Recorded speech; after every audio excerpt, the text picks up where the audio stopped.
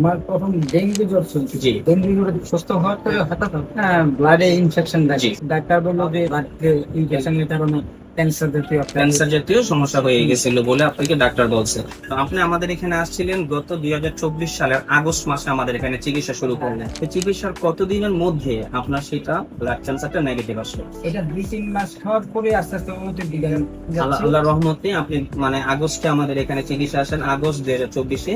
সেখান থেকে 2 মাস চিকিৎসার পরে আলহামদুলিল্লাহ আল্লাহ রহমতে আপনি উন্নতির দিকে আসছেন এবং ভালো আছেন। আমি ক্যান্সার চিকিৎসক doctor Mohammad Aslam, DHMS, PHB Dhaka, DHMS অনকোস, ঢাকা ইউনিভার্সিটি। আমি বর্তমানে বিশ্বনন্দিত ক্যান্সার চিকিৎসক অধ্যক্ষ ডক্টর এস এম সারোয়ার স্যারের চেম্বার গণস্বাস্থ্য হোমিওতে ক্যান্সার চিকিৎসক হিসেবে আছি। তা স্যারের সুরের সাথে মিলিয়ে বলি, ক্যান্সার হলে অ্যান্সার নেই সে কথার কোনো ভিত্তি নেই।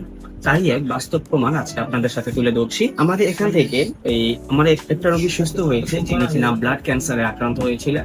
বাংলাদেশে বর্তমানে সবচেয়ে ব্যয়বহুল যে চিকিৎসা কেন্দ্র, যেটা হলো আজগর আলী হসপিটাল। আজগর আলী হসপিটালে উনি চিকিৎসা করার পরে এখান থেকে ব্লাড ক্যান্সার ধরা পড়ে এবং সেখানে উনি হার্টের রিং বসতজনিত কারণে কোনো কেমোথেরাপি নিতে পারে নাই। সেই সুবাদে উনি আমাদের এখানে চিকিৎসার জন্য আসেন এবং আলহামদুলিল্লাহ আল্লাহর রহমতে আমরা মাত্র 2 মাস ট্রিটমেন্ট করে রোগী বর্তমানে আলহামদুলিল্লাহ সম্পূর্ণরূপে সুস্থ আছে। চলুন আমরা সরাসরি রোগীর সাথে পরিচিত হচ্ছি। ভাইজান, আপনার নাম? রঞ্জন চক্রবর্তী, রঞ্জন চক্রবর্তী। আপনার গ্রামের বাড়ি কোথায়? কুমিল্লা ডিস্ট্রিক্ট, গ্রামটা বলেন। মুরাদনগর থানা, কামাল্লা গ্রাম। কামাল্লা গ্রাম, মুরাদনগর থানা, কুমিল্লা ডিস্ট্রিক্ট। আপনার বাবার নাম? রাখাল চক্রবর্তী। রাখাল চন্দ্র চক্রবর্তী। আপনি সর্বপ্রথম কি সমস্যা জনিত কারণে হসপিটালে গেছিলেন? আমার প্রথম ডেঙ্গু জ্বর চলছে। জি। ডেঙ্গু জ্বরে সুস্থ হওয়ার পরে হঠাৎ ব্লাডে ইনফেকশন দেখে। জি। ডাক্তার বললো যে ব্লাড ইনফেকশনের কারণে ক্যান্সার জাতীয় একটা ক্যান্সার জাতীয় সমস্যা হয়ে গেছিল বলে আপনাকে ডাক্তার বলছে। ডাক্তার কোথায় দেখাইছিলেন? আজগর আলী হসপিটালে। সেখানে কতদিন চিকিৎসারত ছিলেন?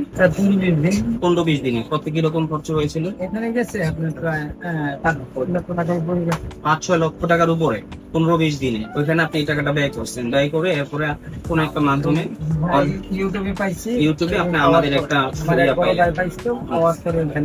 তো সেখান থেকে আপনি আমাদের এখানে চলে আসেন। আমাদের এখানে আপনি কয় মাস ট্রিটমেন্ট করলেন? মানে ক্যান্সার পজিটিভ থাকা অবস্থায় নেগেটিভ হওয়ার আগ পর্যন্ত? এখন পর্যন্ত মনে করেন প্রায় 10 মাস পেয়েছি।